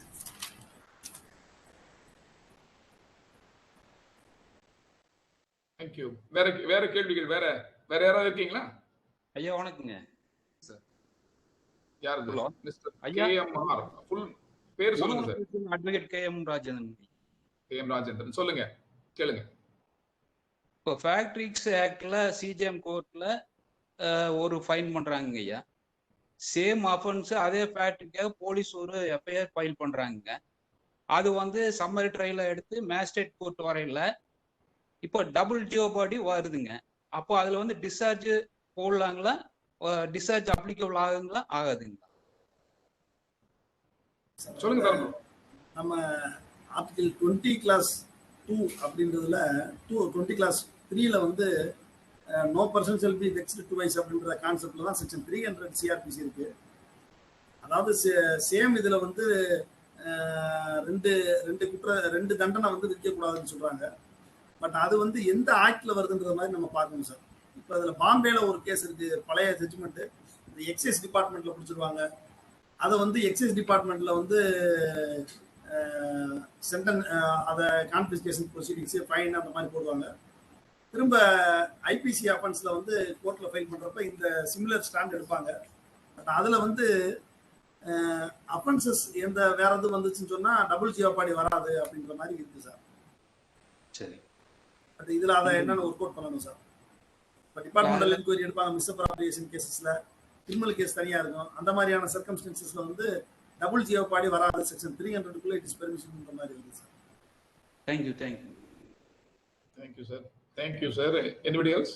வேற யாராவது இருக்கீங்களா கேள்விகளோட? டைம் ஆயிடுச்சு இல்லையா? ஒரே ஒரு வாய்ப்பு. வேற யாராவது ஒரே ஒரு கேள்வி, அதோட முடிச்சுக்கலாம் இல்ல? இல்லன்னா நானே ஒரு கேள்வி கேட்டுறேன். ஒண்ணும் இல்ல. இப்ப தர்மபுரம் இப்போ அதாவது இப்ப செக்ஷன் 360 சொன்னீங்க. சில இடங்கள்ல வந்து 360 wherever probation of offenders act is in force, அங்க வந்து 360 இன்வோக் பண்ண முடியாதுன்னு சொல்லிருக்காங்க இல்லையா? ஆமாங்க. அந்த 360 வர்றதுக்கு முன்னாடி இது இருந்த அந்த ப்ரொபேஷன் ஆஃப் அஃபெண்டர்ஸ் ஆக்டுக்கு முன்னாடி பழைய கோட்ல இருந்ததுங்க. அது இப்ப அந்த ப்ரொபேஷன் ஆஃப் அஃபெண்டர்ஸ் ஆக்ட்ல வந்து நம்ம ஏற்கனவே அதுலயே எல்லாம் எக்ஸாஸ்டிவா அதுலயே இருக்கனால சொல்லிட்டாங்க. இதை நம்ம ஃபாலோ பண்றது. ஆமா, அதை ஞாபகப்படுத்தி இருக்கிறது. வேற ஒண்ணு என்ன, நீங்க 360 மென்ஷன் பண்ணும்போது அதுக்காக நான் ஓகே. வேற யாருக்கும் இல்ல நினைக்கிறேன் கேள்விகள் இல்ல. யார் மிஸ்டர் சிஸ்டம் அனலிஸ்ட் யார் நன்றி சொல்றாங்க? திருப்பூர்லயே தானே ரெடியா இருக்குங்க, சொல்லிடலாம். சொல்லுங்க. On behalf of Tirupur District Judiciary, our sincere thanks to the Honorable Director, Tamil Nadu State Judicial Academy Chennai, and I want to thank the Honorable Deputy Director, Tamil Nadu State Judicial Academy Coimbatore and Madurai, and I want to thank the Honorable judges who have been participated from this district and other districts, and I want to thank the Honorable Judge Mr. M. Dharma Prabhu, Subordinate Judge Dharapuram, who gave his vital time from his busy schedule to grace this webinar. Thank you, sir. And further, a big thanks to the presidents and office bearers of all the bar associations in Tirupur district. So further, a big thanks to the learned advocates and participants of this district and other district. Once again, thank you to one and all. Thank you, sir. Thank you.